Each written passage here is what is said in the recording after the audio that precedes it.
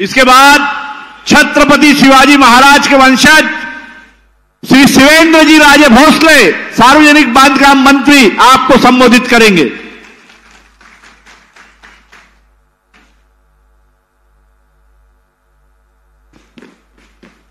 भारत माता की, भारत माता की, छत्रपति शिवाजी महाराज की, धर्मवीर छत्रपति संभाजी महाराज की, जय भवानी, जय शिवाजी।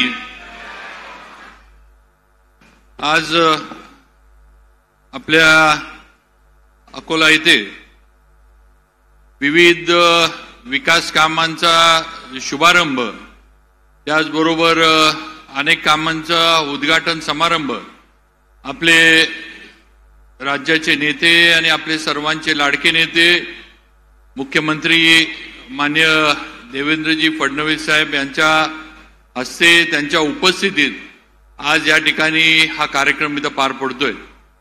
या कार्यक्रमाला भारतीय जनता पार्टीचे प्रदेशचे कार्याध्यक्ष माननीय रवींद्रजी चव्हाण साहेब आज इथं आपल्यामध्ये आवर्जून उपस्थित आहेत। त्याचबरोबर आपले खासदार माननीय श्री अनुपजी धोत्रे साहेब हे सुद्धा या ठिकाणी उपस्थित आहेत।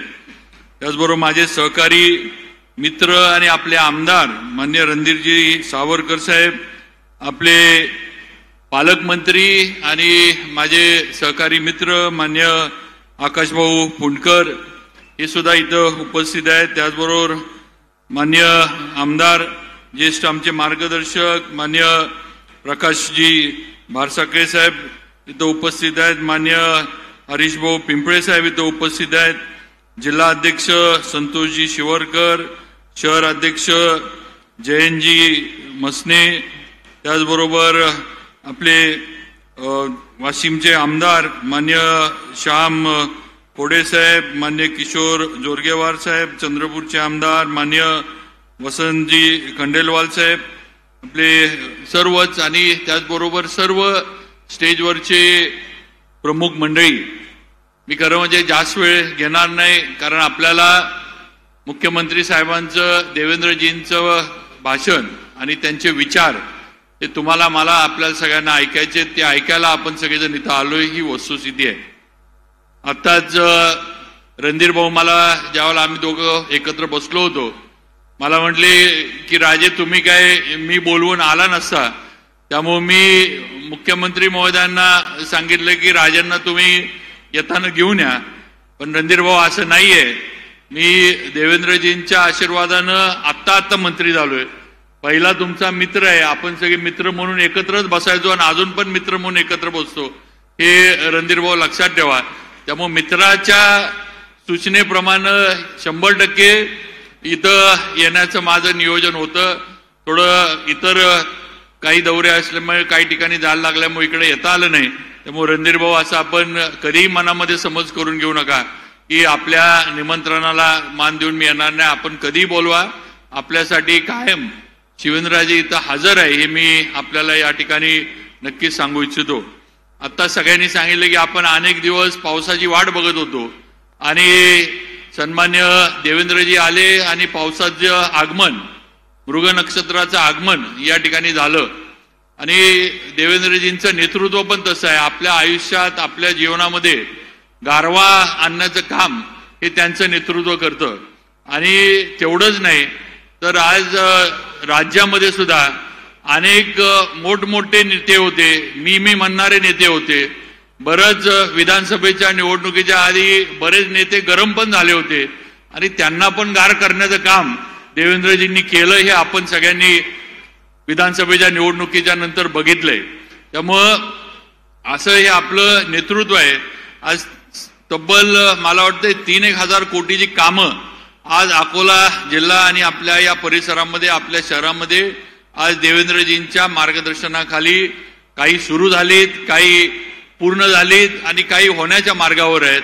इरिगेशन असेल, बांधकाम विभाग असेल, आरोग्य असेल, महिला बालकल्याण असेल किंवा अन्य विभागामध्ये सर्व बाजूनं म्हणजे ज्याला आपण चौफेर विकास म्हणू असा विकास देवेंद्रजींच्या नेतृत्वाखाली आपले लाडके आमदार रणधीर भाऊ यांच्या माध्यमातून आपल्या शहरामध्ये आणि आपल्या विधानसभा मतदारसंघामध्ये होतोय. रणधीर भाऊंना मी अनेक वर्ष बघतो, अनेक वर्ष ओळखतो. आम्ही विधानसभेमध्ये एकत्र बसतो. आम्हाला विधानसभेमध्ये आदेश देणारे रणधीर भाऊ आहेत. म्हणजे आम्ही काय करायचं, कुठं जायचं, बसायचं का नाही बसायचं याची सर्व जबाबदारी ही रणधीर भाऊंकडे असते. आणि एकदा रणधीर भाऊंनी जर विधानसभेमध्ये त्यांना सांगितल्यावर एकदा राऊंड मारला आणि सगळ्यांना ते असं आम्ही जिथं बसतो आमच्या मागणं सगळ्यांना सांगत जातात की आपल्याला हे करायचंय, दंगा करायचा आहे, नाही करायचं, शांत बसायचं. तेव्हा रणधीर भाऊंचं आम्हाला हात बसल्यावर ऐकायला लागतं. त्यामुळे उद्या रणधीर भाऊंनी मला जरी सांगितलं की राजे तुम्ही जरा सभेच्या बाहेर बसा, तर मला रणधीर भाऊंचं ऐकून बाहेर बसायला लागेल.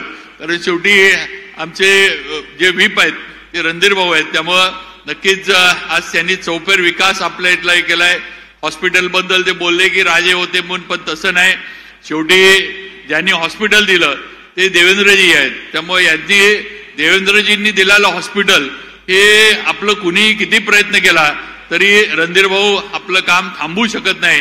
कारण तेवढं देवेंद्रजींचं काम थांबवण्याची क्षमता, ताकद, कुवत ही या महाराष्ट्र राज्यामध्ये कोणामध्येही नाही, ही वस्तुस्थिती आहे. आणि म्हणून ही सर्व कामं जी आहेत आज आपले नेते देवेंद्रजींच्या माध्यमातून पूर्ण होतात. आज केंद्रामध्ये सुद्धा सन्मान्य पंतप्रधान नरेंद्रजी मोदी यांच्या सरकारला आता 11 वर्ष झालीत. आणि आज आपण बघा ज्या पद्धतीनं देवेंद्रजी महाराष्ट्राचं पालकत्व करतात त्याच पद्धतीनं पंतप्रधानांनी पण देशाची जबाबदारी ही समर्थपणे पार पाडून दाखवली आहे. पाकिस्तान सारख्या दहशतवादी देशाला त्यांनी गुडघ्यावर आणलं आणि सिंदूर ऑपरेशन करून भारत हा जगभरामध्ये किती मोठा झालाय, या भारताची ओळख किती मोठी झाली आहे, या भारताचं सगळी जी काही क्षमता आहे ही किती हे झाली आहे की तुम्ही आम्ही सगळ्यांनी या ऑपरेशनच्या माध्यमातून बघितलं, ही वस्तुस्थिती आहे. त्यामुळं आज देशाची जबाबदारी पंतप्रधानांनी समर्थपणे पार पाडली आहे. आज राज्याची जबाबदारी त्याच पद्धतीनं देवेंद्रजींच्या माध्यमातून समर्थपणे पार पाडली जाते. जसं आपल्याला इथं आल्यानंतर आकाश भाऊ वगैरे सगळे म्हणले की इथं जे आपण सर्व लोक आलाय ते देवेंद्रजींना बघायला, त्यांना ऐकायला आलाय. बंधू भगिनींनो, मी ज्या सातारा जिल्ह्यातनं येतो किंवा ज्या जिल्ह्यामध्ये माझा मतदारसंघ आहे तिथं सुद्धा जेवढं प्रेम, जेवढी आपुलकी आणि जेवढी श्रद्धा, निष्ठा देवेंद्रजींवर तुमची आहे तेवढीच त्या जिल्ह्यातल्या सुद्धा बंधू भगिनींची आहे, ही वस्तुस्थिती आहे. आज आपलं हे नेतृत्व हे कुठल्या एका विभागाचं नाही तर हे नेतृत्व महाराष्ट्राचं आहे, हे आपण सगळ्यांनी लक्षात ठेवलं पाहिजे. आज संपूर्ण महाराष्ट्राला देवेंद्रजी आपले आहेत. मुंबईतल्या माणसाला वाटतं की माझे प्रश्न देवेंद्रजींना माहीत आहेत. आज पश्चिम महाराष्ट्रातल्या ऊस उत्पादकांना वाटतं की आमचे प्रश्न देवेंद्रजींना माहीत आहेत. कोकणातल्या भात उत्पादन करणाऱ्या लोकांना वाटतं, मच्छीमारी करणाऱ्यांना वाटतं की आमचे प्रश्न देवेंद्रजी समजतात, ते सोडवून देणार आहेत. तसंच आपल्या इकडचे सुद्धा आपण कापूस वगैरे याची शेती करतो, आपल्याला सुद्धा याची खात्री आहे की आपले प्रश्न आपला नेता देवेंद्रजी समजतात, त्यांना माहीत आहे आणि त्यांच्या माध्यमातून सुटलेत आणि पुढे सुद्धा सुटणार आहे. त्यामुळे आज हे नेतृत्व जे आपल्याला लाभलंय हे महाराष्ट्राचं नेतृत्व आपल्याला लाभलंय, हे तुम्ही आम्ही सगळ्यांनी लक्षात ठेवलं पाहिजे. आणि त्यांच्या नेतृत्वाखाली हा महाराष्ट्र पुढेच जाणार आहे एवढी ग्वाही या निमित्तानं नक्कीच एक त्यांचा सहकारी म्हणून मी देऊ इच्छितो. आज माझ्यावर त्यांनी देवेंद्रजींनी, रवींद्र चव्हाण साहेबांनी सार्वजनिक बांधकाम विभागाची जबाबदारी दिली. आज मला काम करण्याची संधी दिली आणि नक्कीच आज जी काही कामं आपल्या इथं सुरू झालीत त्याच्यामध्ये जो काही खारीचा वाटा मला उचलता आला तो उचलण्याचा प्रयत्न मी केलाय. पुढे सुद्धा रणधीर भाऊ असतील, आमचे धोत्रे साहेब, आपले खासदार साहेब असतील किंवा आमचे हरीश भाऊ वगैरे सर्व असतील. मी आल्यावर हरीश भाऊंना विचारलं, म्हटलं भाऊ जरा लुक बदललाय, दाढी वगैरे वाढली. म्हटलं काय? मला म्हटलं तुम्ही वाढवली म्हणून मी वाढवली तुम्हाला. त्यामुळं आम्ही सगळे म्हणजे मंत्री वगैरे मला वाटतं वेगळं आहे, पण आम्ही सगळे थोडं वय कमी जास्त जरी असलं तर आम्ही सगळे मित्र आधी आहे आणि आमच्या मैत्रीचं सगळ्यांचं नातं फार घट्ट आहे. त्यामुळं मंत्रीपद येईल जाईल हा विषय पुढचा आहे, पण आमची मैत्री रणधीर भाऊ असतील, हरीश भाऊ असतील, आमची मैत्री ही कायम आहे आणि कायम राहणार एवढं तरी या ठिकाणी मी सांगू इच्छितो. परत एकदा रणधीर भाऊंचा मनापासून आभार मानतो. त्यांनी इथं येऊन आपल्यासमोर 2 शब्द बोलण्याची संधी दिली. तसं इथं येण्याच्या म्हणजे माझी पहिली वेळ आहे, पण आज आल्यानंतर आपलं जे प्रेम इथं जाणवलं त्याबद्दल सर्व अकोलाकरांचं मी मनापासून आभार मानतो. असंच आपण आपलं प्रेम आमचे नेते देवेंद्रजींवर कायम ठेवा.